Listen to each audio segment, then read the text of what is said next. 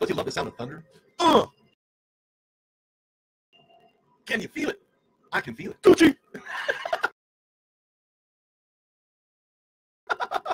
Rams first move. What you know about that? Welcome to the Rudy Reyes Show. This is Rudy Reyes. I am here with Tucker Booth. And no, my mic doesn't like me right about now, but we certainly made it a point to get the intro music on. Welcome to the show. This is a double shot Sunday for those that did not catch my show yesterday with Michael McHenry, who was absolutely enlightened, and the fact that I asked him to come on to the show yesterday. Of course, I did have Ryan Sack as well, and we were talking a little bit of NBA too. Of course, NBA All-Star Weekend is under full swing. I couldn't get my creds in on time. Oh, man. Otherwise, I'd be there right about now. But you know what? For those people that have the front row seats there, they have one heck of a view, but those that are in media and broadcast have a very longer view. So I don't know, you can't really beat free if you're media to get into the NBA All-Star Game at Staples Center, downtown Los Angeles. But look, a lot of conversation about how short Mark Wahlberg was. I don't know, maybe 4'8" on a good day. Anyway, Tucker. So speaking of sad sacks out there. There we go. Yeah, so Mark Wahlberg, I can tell you because, Rudy, one of my main things I love to do besides begging people for money on the street is golf. I'm an amateur, very, very amateur golfer. I mean, extremely amateur. But one of my golf buddies is one of the main tech guys for all of those commercials Mark Wahlberg's been doing for DirecTV, where he's like hamming it up with all these actors and, all those goofy DirecTV that Mark's been doing, right? Okay. So they're friends. They've been working together on many of these, and he's not just a tech guy. They're buddies. They hang out with my buddy Norm. Shout out Norm. I know you're not watching right now. You're probably asleep right now. Way to go. But Norm was telling me that Mark is an extremely cool dude that is extremely small. Those are the two first things that anybody says when they actually have met and hung out with Mark Wahlberg. Very cool, very small, unless you're one of the people that he's burnt along the way. But according to Norm, cool, small, and like addicted to golf. So on the sports tip, we know he did the Pro-Am with Tiger at Genesis Open on Wednesday, and they played together. We know he's always kind of involved in a lot of these golf tournaments. But dude, he built a 9-hole in the backyard of his mansion in Brentwood. Norm told me this. This dude has a 9-hole in his backyard. Rudy, you think he's not addicted to golf? They say he plays every single day. And he practices every single day. Hence, he can actually go out with professionals and not look like total crap. Well, I mean, you can also look at it as maybe golf is his sport because he's not tall enough to play basketball. No, that's it. You're right. He doesn't play basketball. Gosh, that's crazy, though. What? I read Hank Haney's book, Tiger's former coach, right? And Hank got into the details about what a coach is actually looking for in a golf candidate if they were like trying to, find the ideal golfer body. Mm-hmm. Not tall, dude. He makes this big point about, granted, Phil Mickelson is a tall guy, and Ernie Els is very huge, and you can find other guys. Dustin Johnson, 6'3". So granted, there are guys that are tall. Bubba Watson's 6'4". Tiger's like 6 foot. He's a little shorter than me. I'm like 6'2", but that's tall for a guy. Yeah. Right, but like Rory, it's like 5'7". Ricky Fowler's about 5'9". Justin Thomas is about 5'10". Many of these top 10 in the world are not over 6 foot. And Hank was saying a smaller guy has arms that are kind of built closer to the swing plane, if you will. Mm-hmm. And oftentimes they're not carrying as much weight or extra baggage physically around, so they're more rubbery or willowy, if you will. He wants like an elastic / willowy body. Willowy. And that is not a big man. You don't describe Dustin Johnson as willowy, or Phil Mickelson is not willowy. There are a lot of things. They're like a tree. You describe those guys like oaken or something. You don't call them willowy. They're not a willow tree. They're like somebody came out of a movie. You look at somebody who's not as, maybe not super athletic, but he has to be willowy. In other words, he has to whisk in the wind. Hank was saying this in regard to Tiger getting all yoked, though. This was directly in the book. It's called The Big Miss. That's the name of his book. Okay. About how Tiger started out pretty skinny frame, right? Look at old Tiger when he was like in high school and college. Skinny dude. Yeah. Real skinny. Yeah. Yes. Real now nice. He's yoked up like a fitness model. He looks like he's like in a CrossFit competition or something every time you see him, dude. He's skipping leg day. All the people online keep seeing these photos of him all yoked up top. He's been skipping leg day. But he's up top. He's really yoked. And Hank was saying that he was telling him from the beginning, do not do this if you want to keep being excellent at golf, because you're taking away the elasticity. You're taking away the willingness. You're taking away what I can work with there to keep you loose.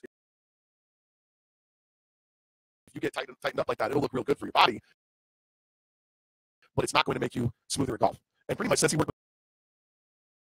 with Hank Haney, I think that prophecy has officially been fulfilled. Yeah, I do as well. He's gotten a little bit larger on top. He's a little bit more filled out there. I mean, look, everybody's a rail. I know I was a toothpick when I was a kid. Of course, I'm no gargantuan by any means, but I filled out a little bit more so than when I first started. I do have some athletic background. I say some. Right. I use it term loosely some because I've dabbled in basketball. I play baseball. I've coached baseball. I've done a variety of things. So you were a stellar wiffle ball career right here back in the early days. Yeah. Wiffle ball. I try to hit it with my head instead of the bat. Croquet. I heard you're really good at bocce. I was good at crochet. Crochet. Not croquet. Oh no. Okay. Aren't those the same? Wait, no, one's not really a sport. I'm sorry, that's a point for me in the debate, really. You have to know the difference between croquet and crochet. I'm sorry. Well, okay. Okay, so then polo, right? Oh. You must be Marco, and I'm polo. Oh no, he's going down. I was thinking like Ralph Norman. You're the call me Vance Bagger. So speaking of Bagger Vances and caddies and stalking the tiger and all what this. Happened? So you know I got a dish, bro. Oh, of course. So, okay, so big or small? Dish.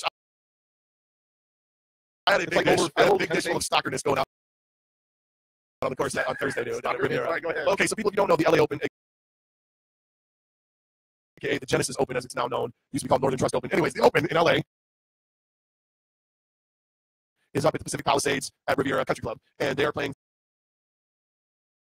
through the weekend right now. The Genesis Open. Obviously, the big waves were that Tiger Woods, who is fresh off of this comeback attempt, had just played a couple weeks ago in San Diego, was going to be here. I was planning on going last year with my wife when he had announced he was coming back to Riviera, and then he pulled out because he got hurt. Right. So that was disappointing, but kind of to be expected at that time because we knew he was still pretty gimpy, and it seemed like every time that he was playing that he was in pain, and it didn't seem like his time was going to be long. But this year, after the nice showing at Farmers, and we were talking about that on the last show, he made the cut. It was exciting. He wasn't top of the pile, but then again, he's coming back off a 2-year layoff and a surgery. He made the cut. That was good enough. We're going to go. We're definitely going to go. My wife had owed me an anniversary gift. So, Rudy, she had bought me like a leather jacket. She had bought me a leather jacket for the anniversary, like this nice leather jacket just to be cool. Right. But it didn't fit at all. It was like one of these where it was like waist short and everything. And she felt so bad. I'm like, honey, it's a thought that counts. Whatever, She goes, you have a favor in, my back pocket for whatever you want. Just call it the belated anniversary gift now. And I waited. I tried to wait as long as I could, but as soon as it was looking good, the Tiger could come to Riv and not totally eat it. I go, I want to go. I want you and my son, Max. What's up, Max? To come with us. Because Max is the golf wunderkind in our family, bro. I am not. I am not. My dad offered me golf lessons as a kid, Rudy, and I go, why would I want to play that fat old man sport? That was me with golf, dude, as a kid. That's all it was to me, is my dad is fat old man friends. Because that's all it really was. In the 80s, let's be real, guys. It was. Tiger Woods changed the whole perception of golf for me. Most of my friends and all the kids underneath us too. All these young guys, the Jordan Spieths and the Justin Thomases and the Ricky Fowlers, that changed it for them too. Right. Make golf more attractive than dirt bike racing for Ricky Fowler. Can you imagine that? He was good at both. He could have gone pro at motocross. Yeah. He preferred golf. Well, I think there's a lot to be said for being grounded. Then doing. I don't know. I don't even know what they do on motorcycles other than jump up in the air and do fish tails. Risk injury. That's what they do on motorcycles. Well, that too. If it becomes unwavering and you come down very interesting like you would an ankle, you're done. You're not going to get back on that bike with a bad ankle trying to shift gears and break for that. Whereas Ted Potter Jr. broke his ankle. The guy that took Pebble Beach a couple weeks ago, the guy that won, he broke his ankle 3 years ago, and he won a golf tournament. And beat number 1 in the world, who was right on his heels, Dustin Johnson. Jason Day was right on his heels. He beat the best in the world like 3 years off of a broken ankle, man. Well, I have experienced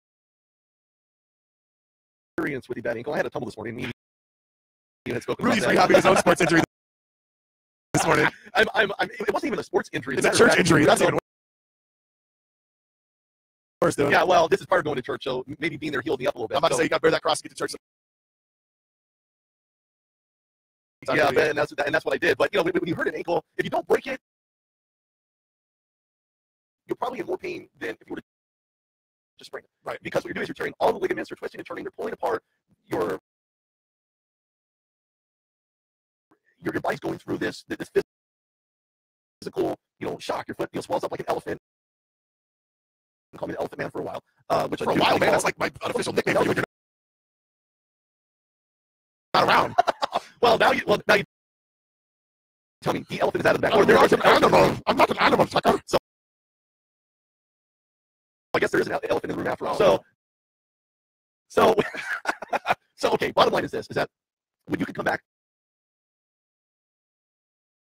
to win, beat, play, compete in any given sport, I don't care if it's football, if it's tennis, the cuts and stops they have to make playing tennis. Yes, that is a sport. Golf is actually officially a sport. I'm not a believer that it will always be a sport, but I guess you can call me, probably ignorant. Well,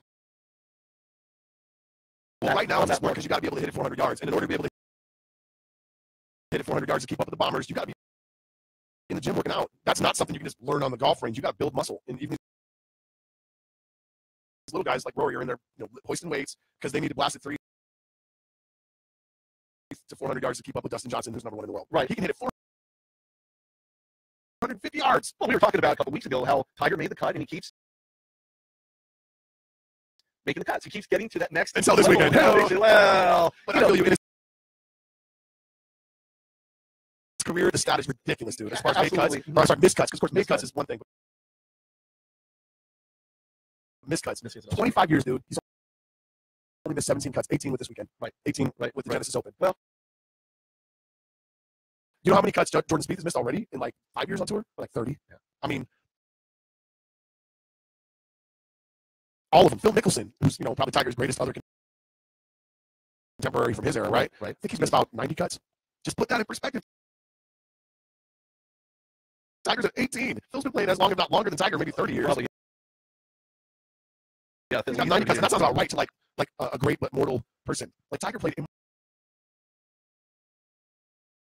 immortal golf for a long time. He did, and he was so untouchable for such a very long time. Tiger Woods could do no wrong. He was the media darling. He was the branding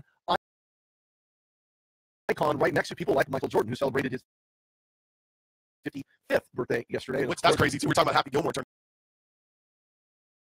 20. Michael Jordan is 55. Tiger Woods is 42. Well, these guys are timeless. And when you talk about what Michael Jordan, not only what he meant to the Chicago Bulls and helped put them on the map, it also makes Scottie Pippen very marketable. But in all fairness, Scottie Pippen did his thing. He did what he was supposed to. You could not perform like Michael Jordan did without a guy like Scottie Pippen. It's impossible. It is never heard of. It's like saying Kobe Bryant did it all by himself. Wait a minute. No, that's Shaquille O'Neal. So when you look at these branding icons, you look at what they did for their respective sport. Inadvertently, they did it for themselves. Of course, UNC went on to slaughter their opponent, Louisville, last night in Louisville. Right. Is there Louisville or Louisville? I like Louisville. That's one of those ones you can say, if you're Southern, either or. If you're Southern at all with your accent, Louisville. You can say like Louisville. You can probably say that after a 24-pack, but I see Rams fans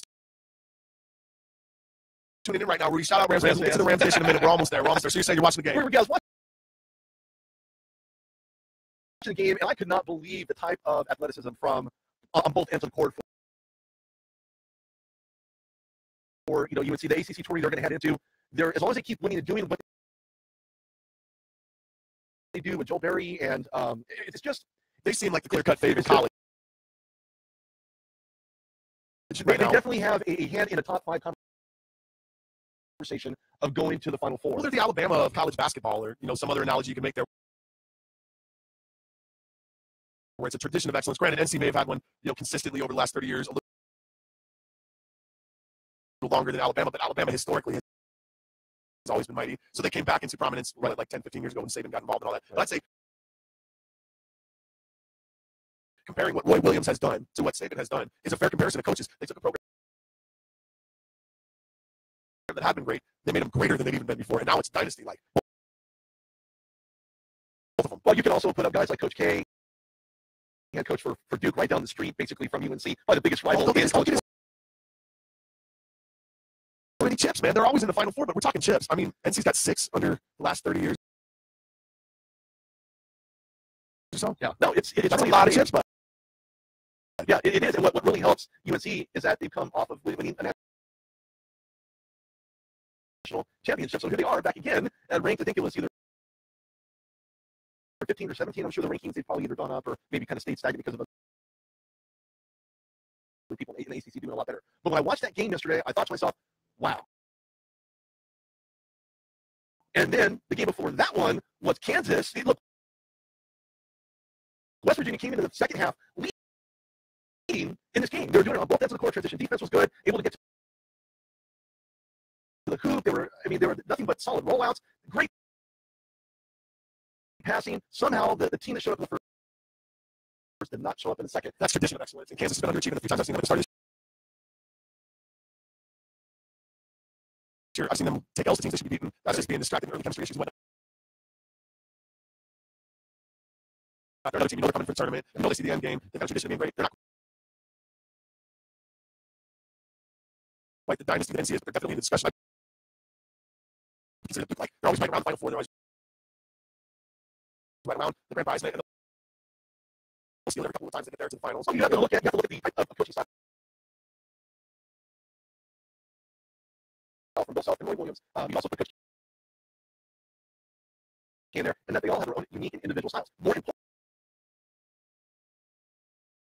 how they run their teams, what type of offense, what type of defense. So you have your West Coast offense, Rams. Oh, yeah. 49ers, you know, go Niners. There's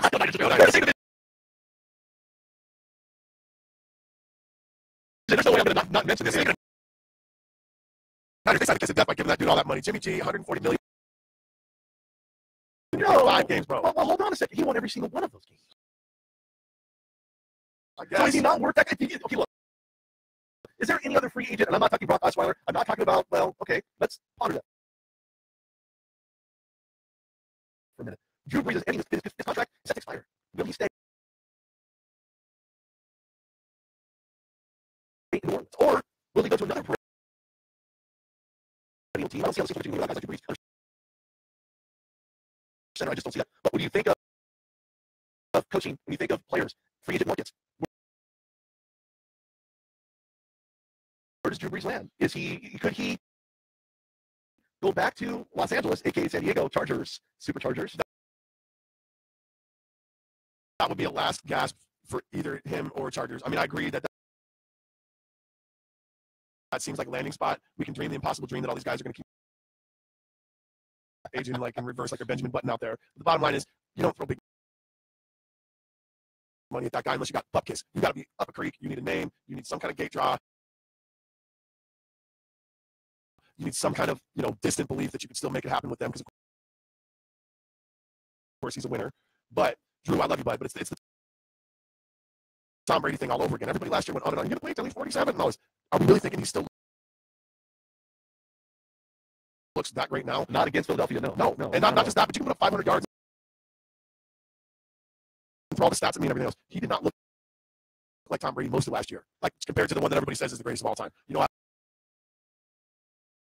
I don't say it, but everybody else. Well, I don't say it either because he looked mediocre. Congratulations to the Philadelphia. It's the Super Bowl. We got the Super Bowl, right? So we're going to Nick Foles is never, ever going to take the Eagles. Man, I'm like the Skip Bayless of this show, dude. I always make the prediction that totally falls on its face. I'm from St. Louis. Nick Foles never going to leave. But then again, I guess maybe the Rams under Jeff Fisher showed every quarterback how good it was everywhere else that they just thrived after being so suffocated by him. Well, and again, it's something I've had this conversation before. I talked to people before. I even talked to people after the game. I thought to myself, that cut by Jeff Fisher, I watched the video and looked at him and say, well, it's been great. I really appreciate it. Just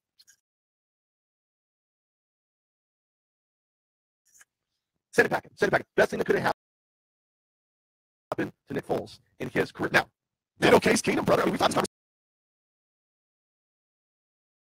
conversation, right? The cases like, hey, like over there, many like for the Super Bowl. No, look. That like Case Keenum, he made his case. He did. Pocket pressure. Good, get some hits. What you're supposed to do? Get the ball down the field, take it, get up. Right off, and get back to the next set of plays. Case Keenum could ultimately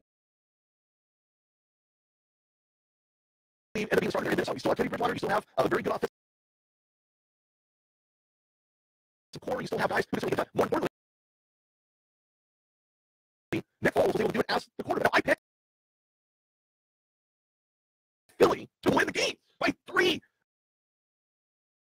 It wasn't even close. It wasn't even close. My tennis coach, shout out Todd over in Redondo Parks. My tennis coach, Todd, he likes to lay big cheese on big games like that. He had quite a bit riding on Eagles, just straight up to win it all. You know he was sweating balls till the bitter end of that game, buddy. But, hey, shout out, Todd. You were eating nice this week. I know you are. Getting the steak that he needed, the steak that he wanted. Of course, when everything is at stake, what better way to cap off a win than a medium rare? I got a lot of Philly friends. I didn't realize how many that have family from Philly or that grew up around that area or whatnot, and they all come out of the woodwork when Eagles do well. But I got to say, to all those people, I understand the Phillies winning. That didn't really matter that much to you guys. You don't love baseball like that. You know, not modern people anyway. No. You know, Sixers, if they were to win, whatever. You know, even Iverson, I know you guys loved Iverson and all that. Yeah. That would have been fine, but that wouldn't have been a big enough deal. He was still too polarizing, even in Philly. Yeah. But the Eagles, that is the bar. That is the gold standard. If they win a Super Bowl, it's like the Cubs winning the World Series.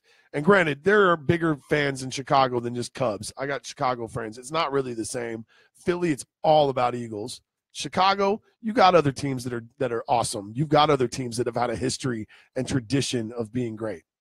Well, you know, Philly, they don't have many teams that have any tradition of being even very good, you know? Well, look, Philadelphia did what most people were counting them out not to be able to do, and that was to win a Super Bowl, their first post-Lombardi era Super Bowl, and they did. There are a lot of teams undermanned, Rudy, because we're just sidestepping Carson Wentz, who was such their guy that disappeared, and then they still got it done the way they got it done. I will never discount anything that Carson Wentz did for this Eagles team. There is no way. But I wonder, you got to go there. Nick Foles, for all of his shortcomings as an athlete, had lots of experience in the NFL by quarterback standards, like 5-6 years. He'd weathered adversity. He'd been told he was no good. He'd been let go and undervalued by coaches. He'd mulled retirement because he felt like he was never going to be utilized properly. He'd already figured all that stuff out mentally. Wentz is like riding hot on a hot streak. What if it just ends like Cam Newton the year that he was riding hot on a hot streak and he gets the Super Bowl and gets smacked in the mouth, and that's that? I mean, I wonder seriously if Nick Foles was truly the X factor here, because he is the Super Bowl MVP. We're not just talking about somebody who did all right in the game. Nick Foles did everything right in that game. He did everything that he wanted to. Everything that he needed to do. I can't think of a thing he did wrong, man. Go back. What did he do wrong? There's absolutely nothing wrong. Nothing. There's nothing he did wrong. That one turnover was off the guy's hands and bounced in the other guy. That was none of it was his fault. But it still counts as an interception. That's the only ding on that record that night, though, bro. And he's got three throwing and a receiving touchdown. Yeah. Oh, dude, that cancels out the interception to me. It does, and the fact that he's able to catch the ball in the end zone on a trick play where Tom Brady was thrown, and he totally whiffed on that catch, and he did not have the best hand-eye coordination. That was a game-changing play.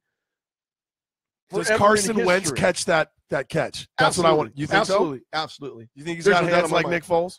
Yes. He's got probably better hands. He's not as big as Nick Foles, though. Oh, it doesn't matter. It's about hands. It's about the hands, baby. I guess he wasn't being pressured when he caught. He caught it unpressured. So, yeah, squarely. If he were pressured, then I'm betting on Nick over Carson. I would take Nick over Carson from not only that, but a longer reach. True. A longer reach. So I'll take Nick Foles there. But there are other teams in the NFL who still have yet to win a single Super Bowl post Lombardi. Okay, everybody wants to talk about how, well, my team's won 16 NFL championships. We're not talking about those. We're talking post Lombardi. So, right. So everything pre Lombardi is fantastic. Kudos to you. My hat's off, not literally. Well, there's a lot of reasons why. But it's kind of like winning back in the olden times of golf, like we're talking about earlier, and trying to compare a win in the U.S. Amateur that doesn't even count as far as a major anymore. But back when Jack Nicklaus was young, that was a major title. Right. And then they took those off of his major record once the U.S. Amateur stopped mattering as one of the 4 big guys anymore. Jack mentioned that actually when we were talking about Tiger's majors and trying to catch Jack.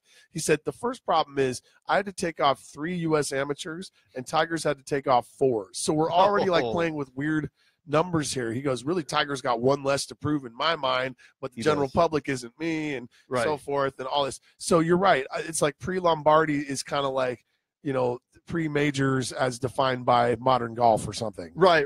I mean, but look at UCLA's trophy locker room, right? This is a huge locker room. The most wins in the NCAA belongs to UCLA. Right. You can even count the Pac-12 as having the most championships above all others. Big Ten, ACC, SEC, they have the most.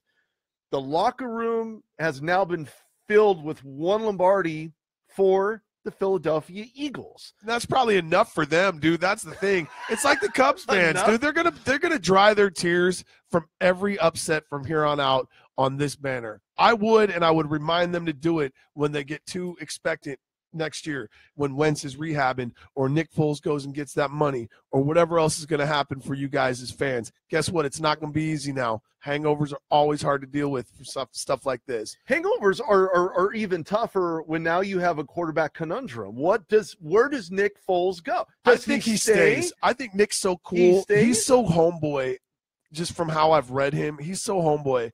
I don't think he feels any need. I think he sees that this is the hand that fed him. I think he sees that there's still plenty of opportunity to start while Carson's rehabbing. Because like we said on the last show, Rudy, if I'm the owner of that team, Jeffrey Lurie or however you say his name, boy, I am ushering Carson back along baby steps slow. It's a torn Achilles. I don't want him even touching the field if he doesn't have to next year. Why not? Don't Robert Griffin this guy. Don't ruin his career. Don't do that. If he needs 16 more games off, give it to him. We got Nick, dude. Pay this guy. Pay him what he wants. But herein lies the whole entire problem with that theory. Nick's going to want a long-term contract. He's going to want a long-term contract. He's going to want multi-million-dollars. Well, just pay him MVP, Jordan money for like 1 or 2 years, man. Just pay him a couple Jordan years. Pay him ridiculous for 2 years. Pay him like 25 a year or something. You can't. Okay, look. First of all, you can't put this guy in a 1-year vet min. It's impossible. He's your MVP. He helped lead you there when Carson Wentz went down, despite some of the bumps along the way. He got it done for you. Okay. The problem is he's going to ask too much money, and that's out of my pay grade. Not that I get paid yet, but I will be. Nick Foles is certainly in front of that check line before I will. Why? Because he has earned his money. He has earned that spot. Question is whether or not his agents, and the Eagles, and Laurie, and Pedersen, can they all get it done? I think that's the real question is, can Nick Foles then accept the fact that if he signs a long-term deal with the Eagles, that he has to always play second fiddle to Wentz when healthy? Now, granted, Wentz may never be 100% healthy again. A lot of Achilles guys, they don't ever come back to full speed, full strength. Right. They do seem to get more injury prone as they keep going. Maybe Nick is needed. Maybe Nick is called upon in another big moment once Carson comes back. However, Nick now knows, not like he didn't have an inkling inside of him, but he now has a Super Bowl MVP trophy to prove it, that he's good enough to bring any squad up that mountain as far as the starter. He does not need to be a backup quarterback or be viewed as such ever again. And there are surely going to be skeptical coaches. I'm sure there are. There are skeptical fans that think he just got lucky, or this was like, a magic moment for him, and he'll regress back to his normal backup kind of talent, he used to display. But I don't believe that. No. You go forward from something like this, and that's exactly who he is. That's the mentality that he has. His theory is you're now on a high horse. Matter of fact, when I was leaving church this morning, Guy said, well, I'm feeling arrogant right about now. I said, you know what? That's going to be short-lived because your title defense is now on the line. So Yep. I said, you're going to have to eat a little bit of humble pie because that target is now on your chest, and recognize that all 31 other teams in the NFL are now going to have a target on your back and whether or not you can get anything done. Now, I still think that's why he stays, though, Rudy, because it's got to be comforting to know you've got somebody as talented as Wentz who loves you and believes in you, and that will not be competitive with you, at least in some kind of toxic way. This isn't like Rodgers and Favre or, Brady and Bledsoe or whatever. It could be, and or James. it could be Montana and Steve Young, though. Oh, it could be. yeah. Now, I'm not saying that either one of these men is as good as those guys, but what I mean is, for a while they had two bona fide gunslingers at starter and backup. Absolutely did. Maybe Nick is cool enough, older enough, mature enough that he'll take a long-term but cheaper deal in order to stick around. And, hey, at this point in the game, he's got a little kid. Maybe you don't mind being the backup. Maybe that's not as much pressure. Maybe that's not as much, battering and injury. Maybe you take a little less for a better circumstance. I don't know. Nick Foles, of all the people out there right now, strikes me as the type who's thinking this way more than just F you pay me. Like, now I'm going to get my money or whatever. Back up the Brinks truck or whatever. I don't think he's doing that. To your point, he's a very humble guy. Like I said, he's eating a lot of humble pie right about now because of what he was able to achieve that other backups, he was a backup, not anymore, right? Not in my eyes. He made a point to say, you know what? I give God the glory. And that was the first words out of his mouth. Everything else after that was pure soliloquy. Every cat like that, though. The Kurt Warners, man. I thought of Kurt. Of course, I did. Ram, shout out. When the first thing you say is something unselfish, it doesn't even have to be religious, but I always appreciate it when it is because sure. We're religious cats, but whatever. Right. You don't even have to say thank you, God, or Jesus, or whatever. If the first thing you say isn't, I'm a champion, and start, doing that. If you start with, we all did it, or I love my teammates, or right. You're the greatest fans, or thank you, God, or anything outside of self, I think smart. I think getting it. I think not destined to fall on their face again. You know what I mean? And granted, we started the show with Tiger, and we're going to end the show with Tiger. We will. For every mighty, dominant Tiger Woods and Michael Jordan and Kobe Bryant, right, and all of them, just about all of them get humbled one way or another by narcissism. I don't see a whole heck of a lot of that in Carson Wentz or in Nick Foles, man. And that gives me hope they can figure this out as a team. I think they can, realistically speaking, when you look at a guy like Knowles, or excuse me, Foles, no longer Foles Gold. He's Foles Gold. He's St. Nicholas now, dude. He's now St. Yeah, well, he's forever, dude. He delivered it, dude. He delivered the presents on Christmas Day to these peeps. He's now St. Nick because he wore the Eagles' wings to a championship. That's true. So, speaking of championships, I wanted to touch on those teams that have still yet to get a Super Bowl. And we can probably count many other teams in the NFL. Let me see if I can guess them, Rudy. Let me see if I can guess them before you have to read them. Tampa Bay Bucks? No, they did one. They got one with Dilf. All right, okay, let me try again. Bengals. One, okay. What about Browns? Wait, that was a joke, right? Of course. So those two are on the okay. table. Right, so the state of Ohio is batting over. All right, so those two. Let's just the NBA. Right. We're sticking the NFL. But neither football team's got it done. Right. Okay. I'll go with out here Chargers. Okay. They don't have a Super Bowl. They've been. These are teams I know have been, but you're saying they won. They have to have a minimum. Right. Be super.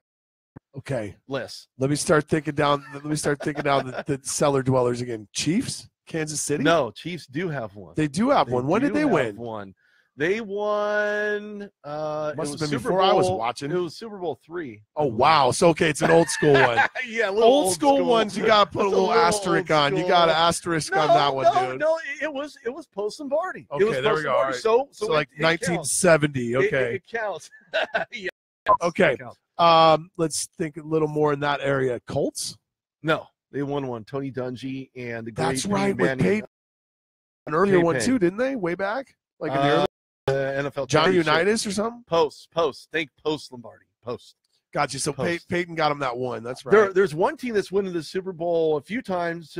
championship playoffs a few times, but still come up empty-handed. Minnesota Vikings.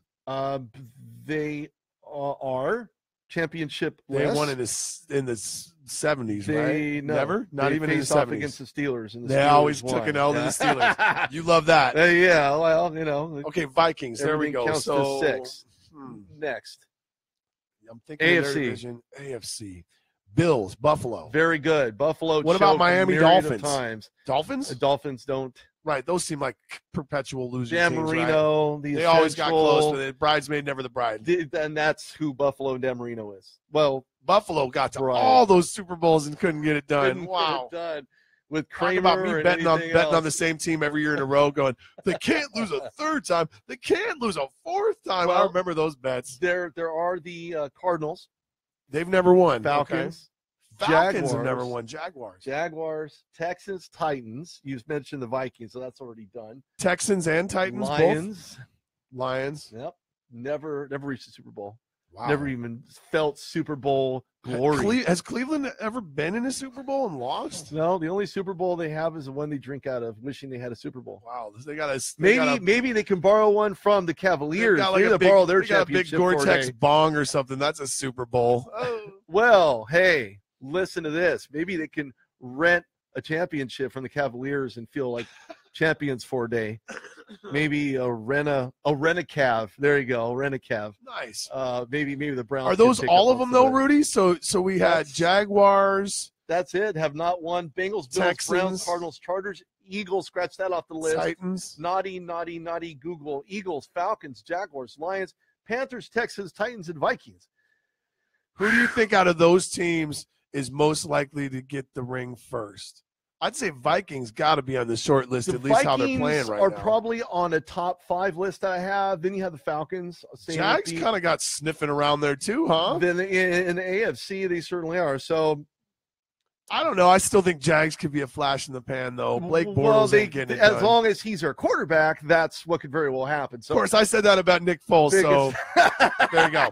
You never know who you're talking about there. I'm sure Blake Bortles is out there like, this guy, Tucker, I'm letting this new down. This one's for you, pal. Yeah, well, he obviously has his number, and his number is 0 championship. So, who you got next year, Rudy? That's the only other NFL question now that matters. Who's the next year's person? I mean, we can talk draft and blah. We'll do that later. Draft is a whole Let's nother, do that later. That's a whole nother concept. Who do you got because next year? I talk to draftees on my show. I'll have some on next week. All my Pats friends say it's definitely Pats. This was just another aberration. They'll be back. Kiss the rings. I don't think so. And I don't think there's a Bill lot of reasons Belichick's why. probably going to be back. Well, Josh McDaniels decided to take a flip-flop against I heard that was just messing with the Colts, though, because Kraft is still mad that they're the ones that outed him for that's very Deflategate. equal to messing with Sasquatch, because the Colts went ahead and hired offensive coordinator Frank Reich from Philadelphia. Now they're head coach. Tony Dungy went on the record by saying that was probably by far one of the best choices they could have made, because of what he brought to Carson Wentz, what he brought to Nick Foles, what he brought to the whole offensive line there in Philly. So and he's not tainted by the Patriots stank either. Oh, wow. There's no whiff of failure on him. There's no whiff. I will rub your faces in it this year, Pats fans. You lost. Speaking of whiff, you got me all sidetracked. Okay, look, Josh McDaniels stayed with New England. He stayed with New England because he, in some matter of fact, somewhere out there in the mysticism of who the Patriots are, who they really are, and in the depths and delves of their soul, said, you know what, we're going to give you a side deal.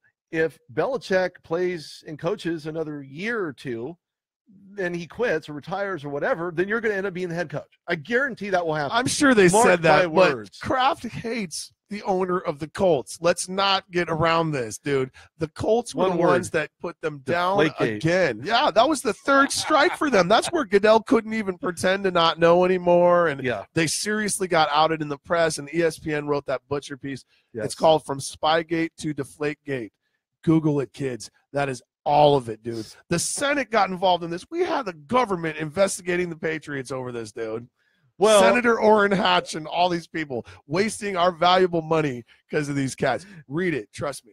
I will be sure to check that out. Believe me, because I've kind of been dying to drive into the piece. So now Josh McDaniels is staying Frank Reich's now the head coach for Indianapolis. I think it was a fantastic move.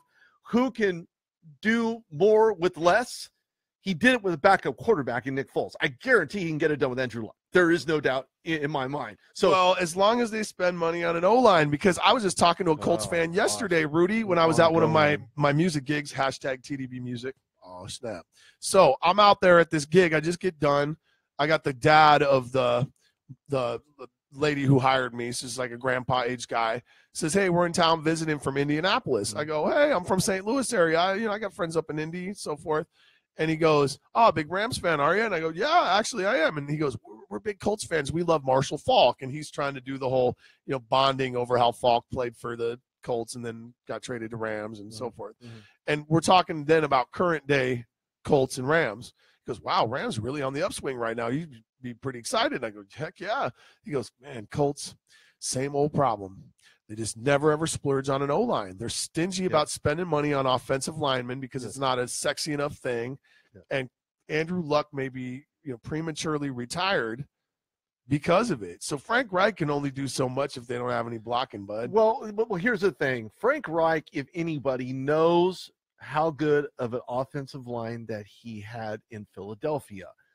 This is a copycat situation.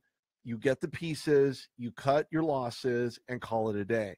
Get the O-line that you need, that you know. And, of course, the draft is always a telltale story of those guys that are up and coming, whether or not they can get it done at the next level. It's a proving ground. It's not a for sure. I mean, guys like Terry Bradshaw was horrible in the combine. Joe Namath was okay in the combine. Steve Young was decent in the combine. Joe Montana just was horrible at the combine. So the I combine, heard Johnny Manziel scored like a $2 million on his Wonderlic. No, I'm just kidding. We knew who that guy was. We knew who you were, Johnny. Yeah, you're killing me. But you know what? Speaking of Johnny Manziel, and I have been guilty of talking tons of smack about how not to be like Johnny Manziel. However, you're talking about that new interview he just did on the Today Show. It's not only the interview, though. It's not just the interview that has me believing that there is a smell of comeback in this guy. I've seen him at where was he at? He was at a basketball game, right? Texas A&M. He was just there recently, probably about maybe a week ago or so. His demeanor, his attitude. He seems lighter. He seems way less sweaty and just high all the time. Well, I mean, definitely seems like he's not. Maybe he got it out of his system. Maybe he sweated it all out. I don't know. But he's talking about a comeback, and I see teams that could be interested in him if, and only if, and I said this on Twitter. Of course, what don't I say on Twitter? But one of the things I said on Twitter is whether or not Johnny Manziel can show to himself, not anybody else, nobody, not scouts, not coaches, not general managers, nobody. Show to himself first that he is for real and that he's serious. Look, he was great at A&M. Great. He was. Could he be great in the NFL? That is the biggest question. And that has to be the $1 million question that he has to ask himself. Can I do it? I think, obviously, if I'm just knee-jerking, the odds are stacked against an undersized guy just because he's undersized. However, Drew Brees, that's exactly we who I keep thought. going, we can keep going. There's a laundry list of guys. And Drew Brees didn't really come into his own as a player right away. He was kind of, slacking at the beginning there and kind of had to find himself along the way. So granted, that's a fair comparison. I don't think Drew slacked as hard as Johnny did, but okay. There have been people that have gone through substance abuse issues and come back, especially when they're young. Right. Because granted, Johnny was going through this in college and young adulthood. Right. You can come back physically, mentally, all of it. I imagine you can. I think like Tiger Woods. We're circling back to Tiger Woods. Oh boy, here we go. When you've I know been the ending injured of the show is near. and disgraced. It's not just one; it's both. You've been injured and disgraced. That is multiple nerve challenges that you will have to overcome. Yes, because from now on, you will have hecklers. You will always have hecklers, but now you will have hecklers who will hit you in tender spots. You will have to fortify those tender spots mentally. You will have to learn how to not let all that crash your self-confidence or make you go back and go into a cycle of self-abuse because you know that you're guilty of this, that, and the other. Hecklers are just there to hurt you, dude. They don't care. Well, no, they're always going to be there. Somebody like Johnny Manziel and to not, and again, I'm not trying to bash the guy, but there's a lot of reasons why you don't want to be like Johnny Manziel. when he makes a comeback, we spoke about this a billion gazillion times. I don't know if that's a word, but it is now a gazillion times about how you either set the example or become the example. And I think Johnny Manziel has a lot to prove to himself. But once he does that, he's on the next move, regardless of what the haters say, regardless of how much they're drinking the Kool-Aid. It doesn't really matter. It's about what he puts on the field. It matters as to what he puts in himself, not only from a personal standpoint, but from, making sure you don't have everybody and their mother with their hands out, drawing from you and sucking you dry of life. So I think Johnny Manziel can certainly be one of the comebacks in 2018 if somebody's willing to take a chance on him. Now, I'm going to parallel another guy here. No, it's not Tiger Woods. I know it's your favorite. Oh, come on, Rudy. It's not Tiger Woods. Let's stick to the topic at hand, man. It's Brock Osweiler, and here's why. Brock Osweiler was very comfortable in Denver.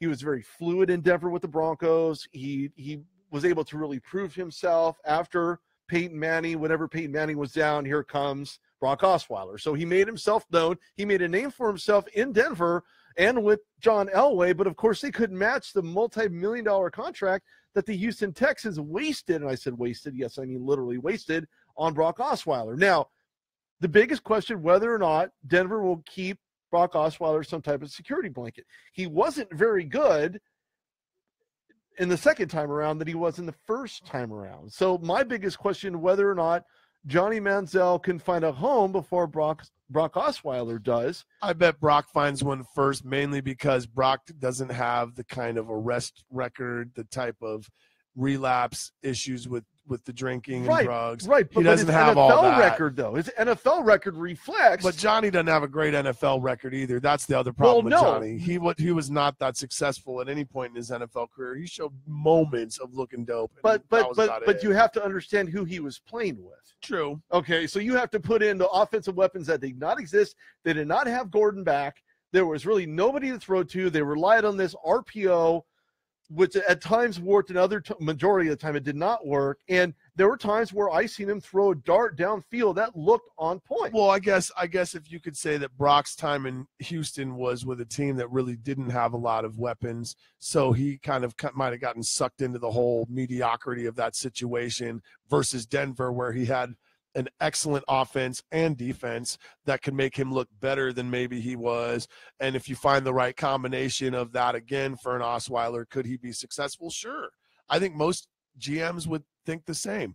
When you've been able to be a big contributor on a Super Bowl winning team, because remember, if Peyton gets hurt and they got Sean Mannion going out there, sorry, Rams fans, they ain't winning anything. Now, granted, Sean Magnus at home like, damn you, Tucker, I'm about to win Super Bowl MVP next year. Every time I say that, a Rams backup quarterback becomes Super Bowl MVP now. Yeah, well, I mean, I'm sorry. If they got Sean Mannion, they ain't winning those games to even get into the playoffs to be positioned where they were to be able to do what they did. Right. Osweiler was a big piece of that puzzle for them that year. However, like a Nick Foles, know your lane, Brock.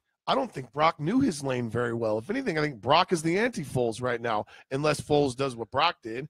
Brock says, F you, John Elway, I'm Brock Osweiler. I won 3 games this year. I got a Super Bowl ring, dude. I'm going to go get $40 million.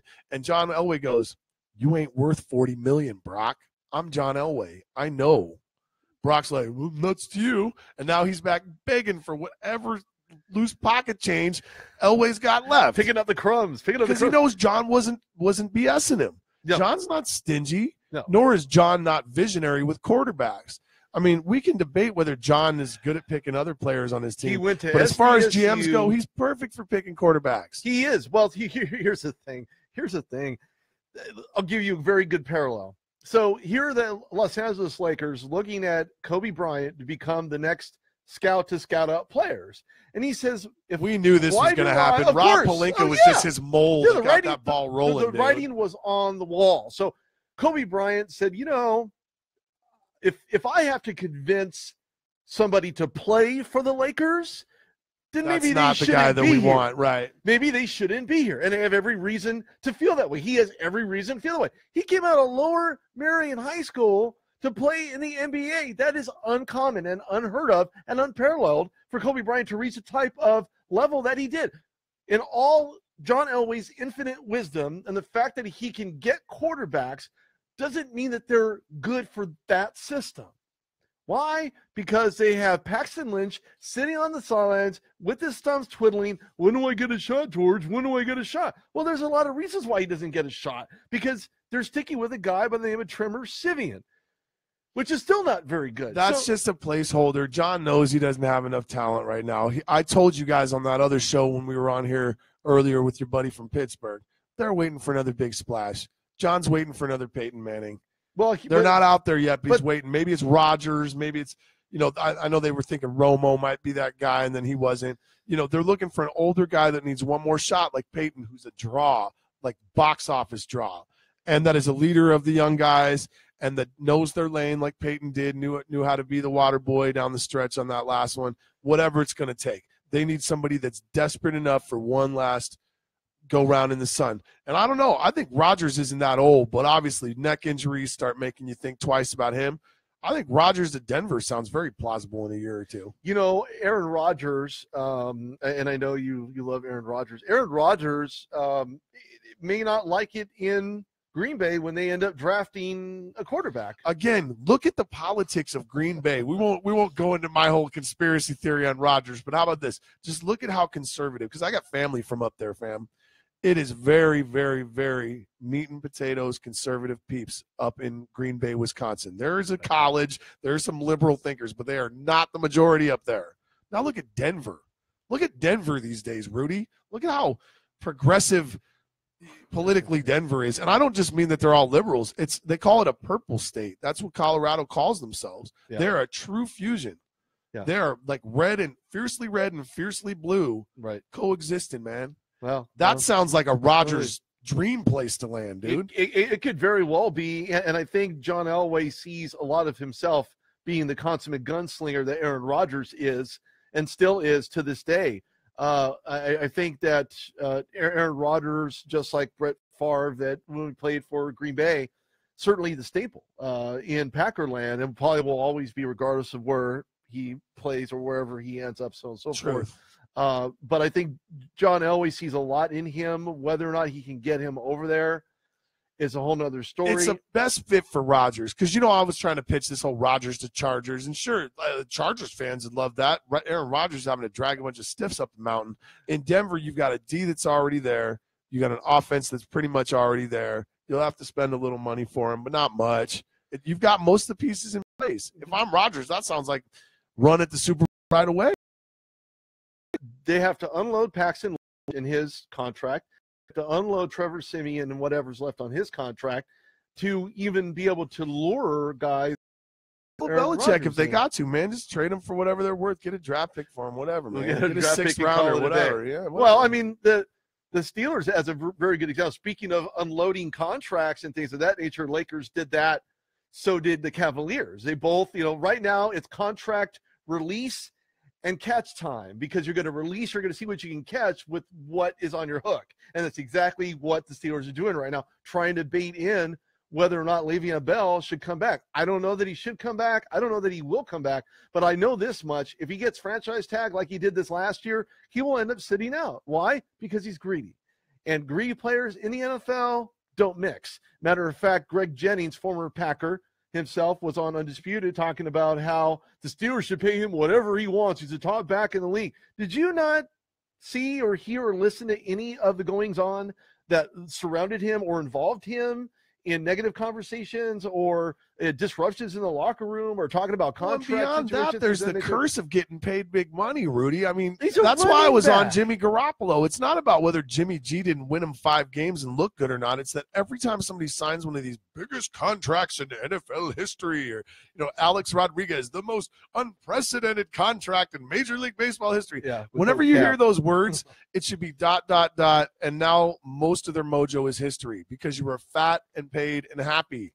It takes a special kind of person to stay fired up and hungry and not self-conscious, because, of course, now you're also self-conscious because, indeed, the fire has been lit under your butt as far as fans are concerned. There's no more making excuses for off days, fam. Jimmy G, you better be there, and you better be Joe Montana every single game, buddy. Well, he did. He came back to do it for five. Not with that money, though. Now he's got to come back with that money. Look, and with play the like money, that, he's not going to play. Okay, look, the money is not necessarily the underlying meaning as to why you win a championship. You can be the highest paid player on your roster and still with losing season after losing season, because there are other pieces of the puzzle that you didn't pay up to get that were good for your organization, whether or not you wanted to move up from the 4th round to the 1st round to grab a quarterback, a running back, a halfback, a wide receiver. If you don't make those types of moves, you can rely on a one-trick pony all you want to. A running back has a very short lifespan, and when I interviewed Jerome Bettis, he said the very same thing. You don't have a long life. It's either not for long, and in the running back position, that's exactly what it is. And right now, Le'Veon Bell is he hasn't proven anything. That's what I was thinking, Rudy, when you said that, is knees, dude. Like, the average career of a running back is 3 to 5 years on average, dude. He's already past that. So I'd say, way to go, bud. You've already proven that you're one of the true OGs. But in running back years, that means you're grandpa, you know? Yeah. Well, you've already aged yourself. Your body has aged itself because of the damage that's incurred throughout any given season. So if the Steelers, and I think they should cut ties with Le'Veon Bell, and I don't really care. Greed is probably a bigger demotivator for me as a coach and GM than anything, because that greed is apparent to all the guys you're around. That greed, it comes off of you as energy, whether you're bringing that to the practice field or whether they just feel it in your demeanor. It creates feelings of resentment in other people. It creates polarization in thought.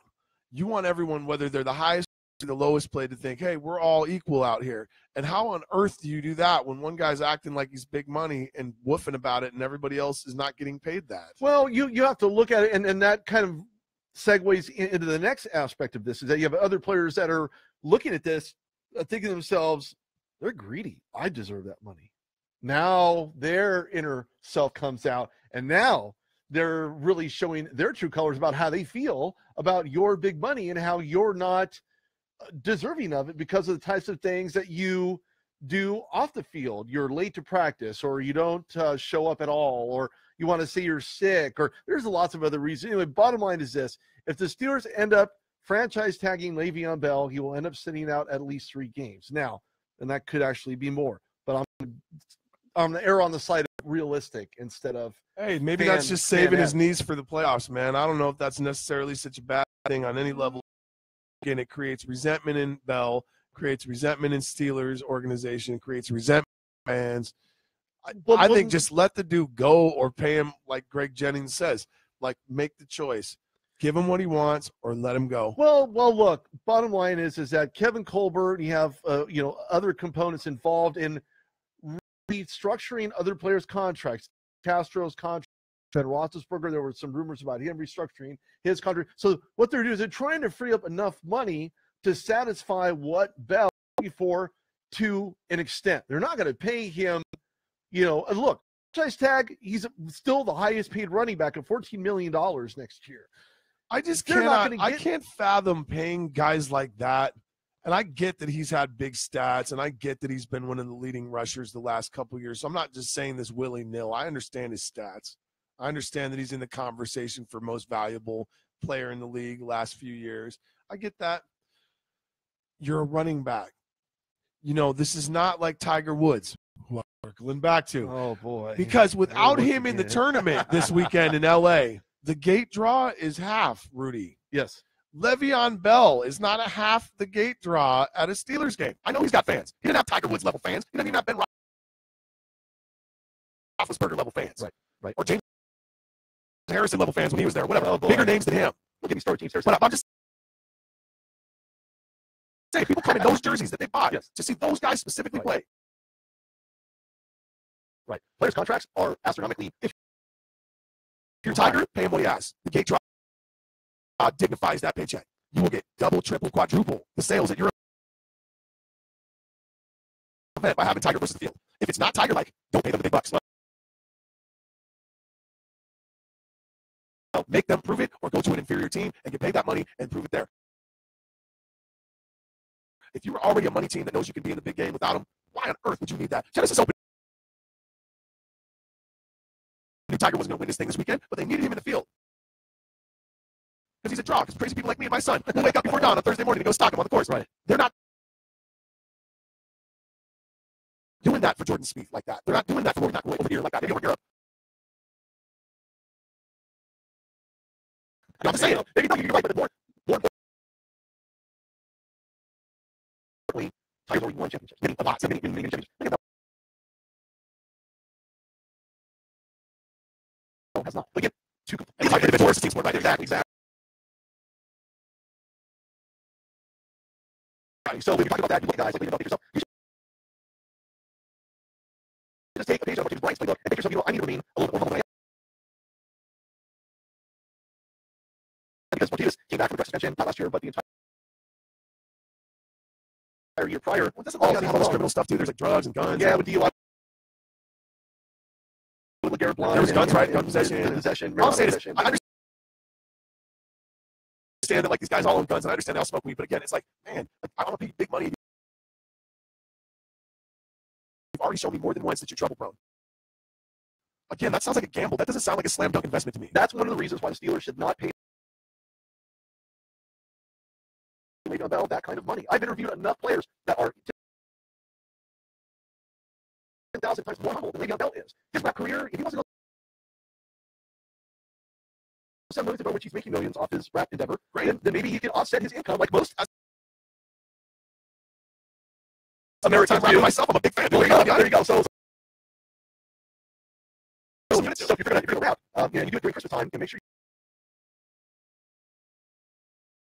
you wrap yourself up a couple stacks of dough, wrap up a tree. Yeah.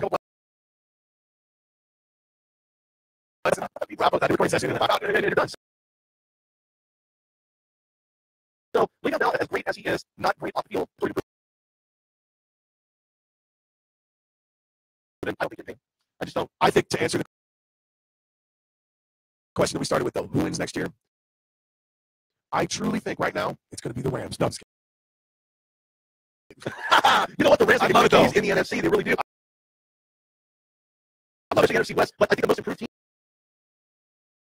heading into the season improved. No.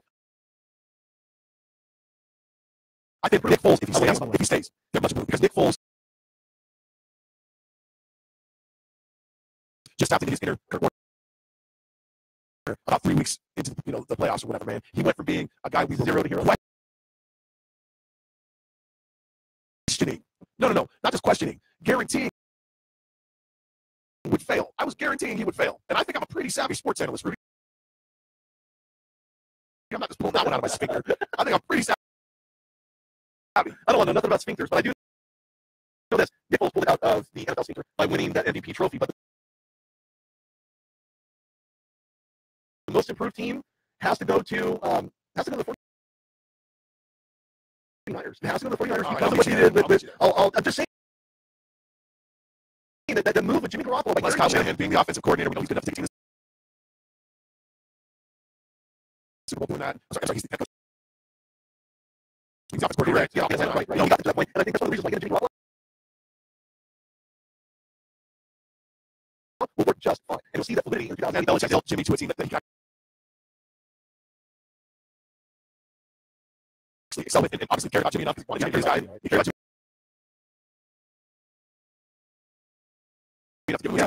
Robert Kraft and Tom Brady did not like Jimmy Garoppolo. That's one of the reasons why he was dealt to the 49ers. So Belichick says, you're taking my number one backup in the NFL. He was at the time. Number one backup in the NFL. You're going to send him packing to the 49ers. Not thinking that you could have inserted him by taking out Tom Brady. And they're ensuring that I'm going to hate Jimmy G forever, too, because, like, Jimmy G went to the only team I truly despise. Like, the Niners were this far below. Patriots this far. Man, I'm never going to root for you, Jimmy. I'm sorry. Neck and neck. But that would be the most improved team. It was momentum into the next season. So, let's switch gears.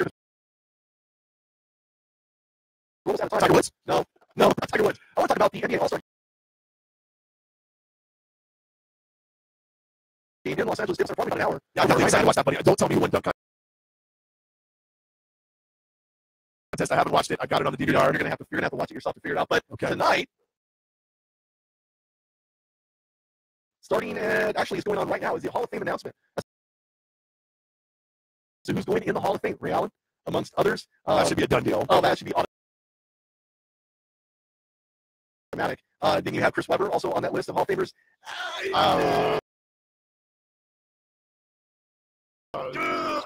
don't know. I'm gonna gargle like ginger ale. No, I've watched a lot of Chris Webber in my life, Rudy, and I just don't see him as Hall of Fame material. I think he's a great commentator. I think he obviously was an all-star and pound for pound one of the top 20 in the league to his career. I would give him that much love, but I don't know if I see Hall of Fame. That's pretty awesome. I'll give it up to the stats guy. The stats guys don't always come through in the game. Yeah, well, I mean,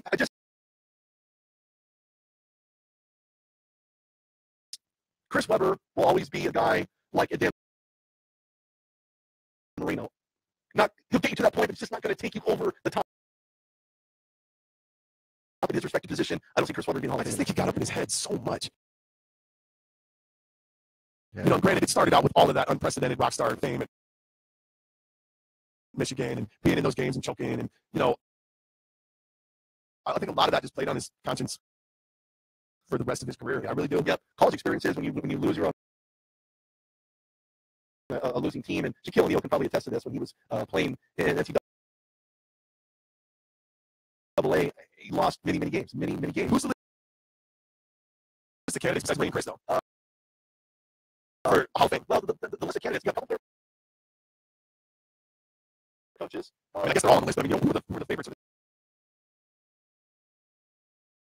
the short list of ones that have a fighting chance of Paul Pierce? I don't think that Paul Pierce is quite eligible. You know, he's probably a lock. He's probably a lock, maybe. I mean, I don't know how to go. He's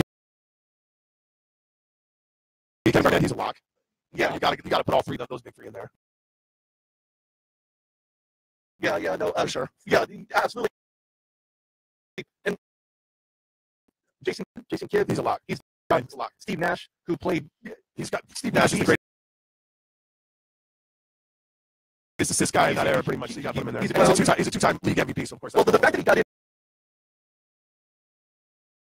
after John Stockton, I'm good with. Although that 1 year when he beat Kobe in 06 for league MVP,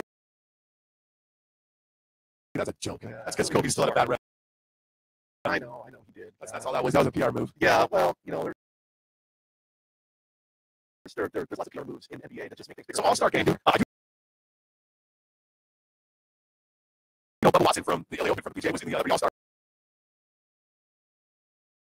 basketball game on the first night. Yes, Bubba contributed from free, and I think he got it blocked like that was it. That's a Bubba golf out there. Basketball court right there, Bubba. But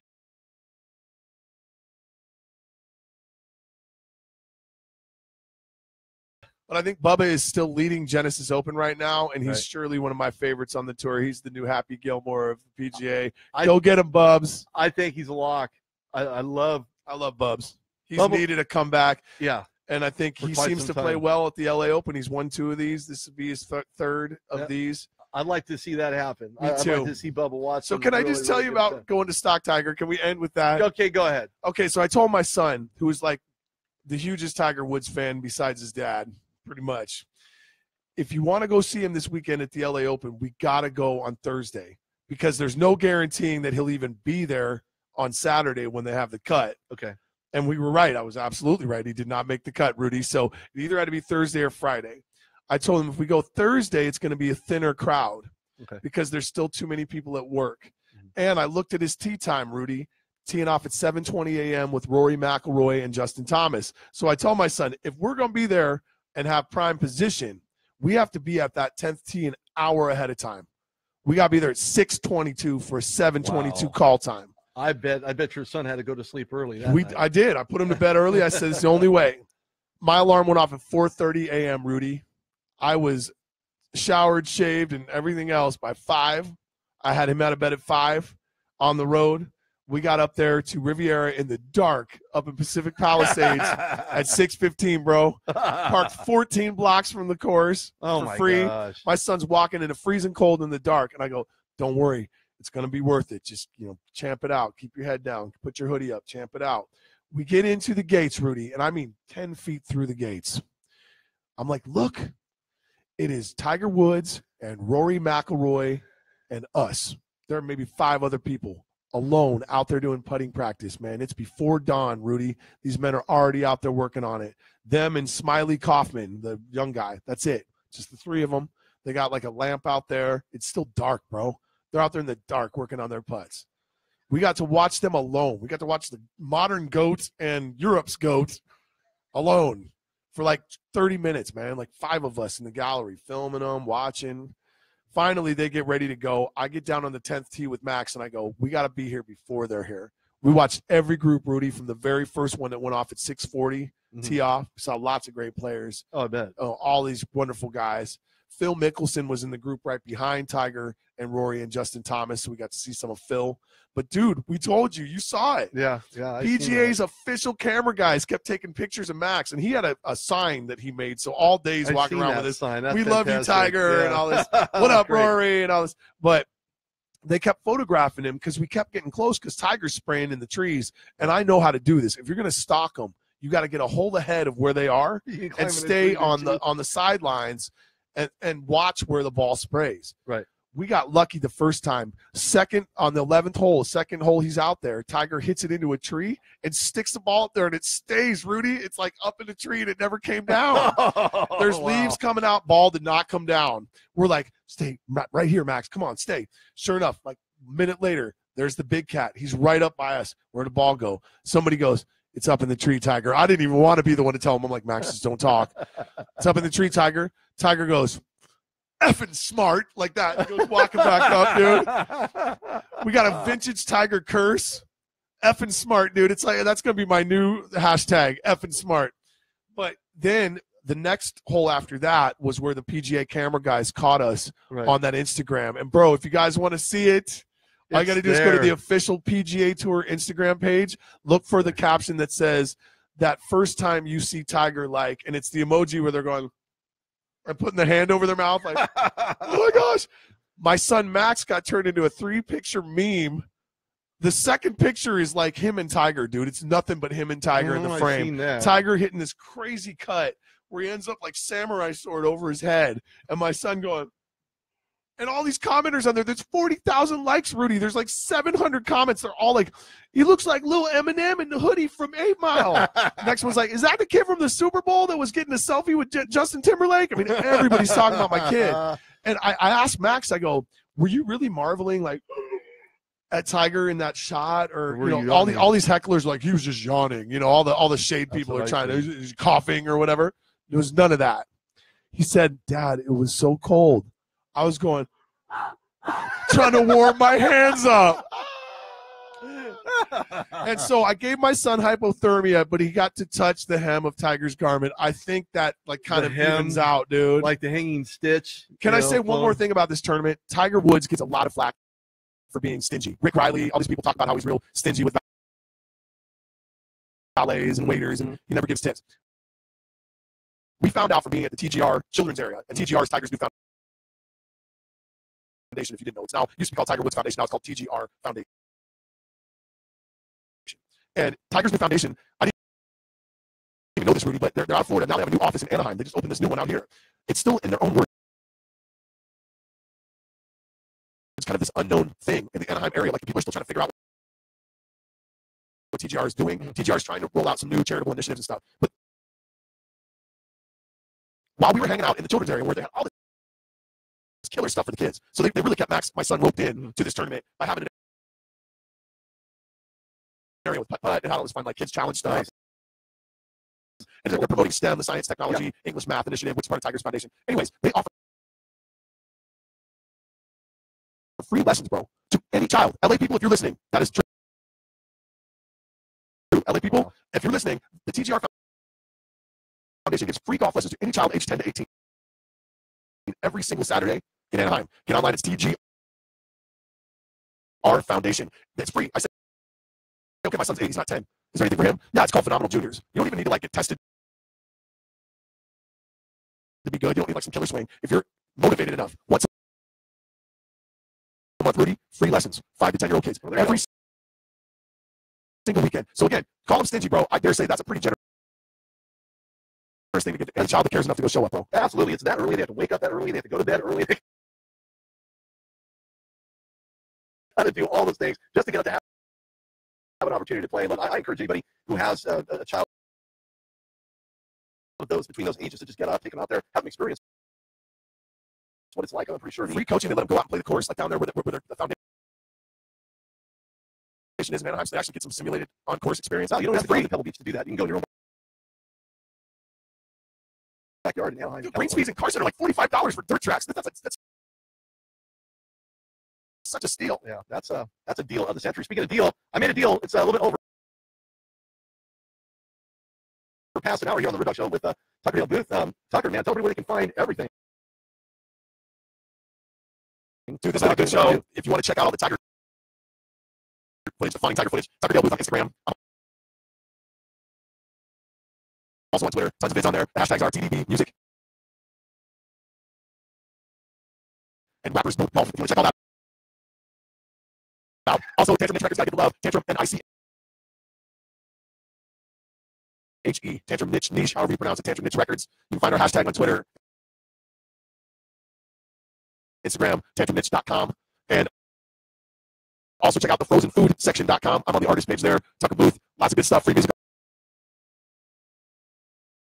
all over the place. YouTube, you know the deal. Rudy, I love being here, man. I've won 5 weeks in a row. I get clobbered. I get clobbered, dude. You're done. Who's got the mic? Now, this is my win. This is my win, and it's my show. Dude, I was tired this morning going to church, so I guess in reality. Oh, Terry win. Oh, wow. You really got to go there. Bless you, my son. Bless you. Win. Yeah, he was seven Hail Marys and, a couple of mirrors. Good times, brother. Good times, man. We got to get you out to the LA Open. Maybe you and me can go out and, look, the last time on Bubba tomorrow. Yeah, right. The last time I golfed, I sliced it every single time at a striking range. I would be no good. Give me a baseball bat. We're talking another thing, but you can't hit a golf ball with a baseball ball. Maybe. I don't know. I just watched Saturday Open. You can slap shot a golf ball. Maybe you can't hit it with a baseball bat. I don't know. We'll see. I know that I'll be good at putting. If nothing else. Then we're going to go to the mini golf, dude. We'll go to Boomers, man. Let's go. Pretend I'm 18. Let's go to Boomers. I'm way past that age. Anyway, ladies and gentlemen, Rudy Reyes, always wonderful having Tucker Dale Booth on the show. Tucker, Twitter, Periscope, you guys have rolled with me all day. I keep seeing you guys talking to me. Some of it I wanted to respond to. Most of it I did not. Some of it out there's like, wait, boy. I'm like, well, it's a sports podcast. Well. Jeez. Anyway, thanks for tuning in. As always, thank you, everybody. Go to thereduckshow.com. Don't me follow at Rudy Reyes on Twitter. I'm on LinkedIn. Go look at my son's video on PGA Tour official Instagram page. Yeah, go check it out. That keeps popping up on my feed. So God, I'm addicted to looking at it, Rudy. Every time I'm like scrolling it, you're probably seeing me looking at it. And in all fairness, on the look on his face with his hand in front of it looked as though he was eyeing just like Tiger standing there with the golf. He's like, yes, dude, it's going to be, again, it's just going to be in Tiger's retrospective. That's an official PGA Tour photo. That was the top 10 guys. I'll publish, make sure you get his autograph on that page. I'm going to get a contract so that I can, get some residual income. Oh, wow. So that was another edition of the Red Dog Show, or hashtag Sportscast. Here with Tucker Dale Booth, Sportscast himself. Hashtag rappers don't golf. Not kidding. Anyway, thanks for tuning in. We'll see you guys next weekend. We're going to have some great stuff here on the Red Dog Show. Thanks for tuning in. Church.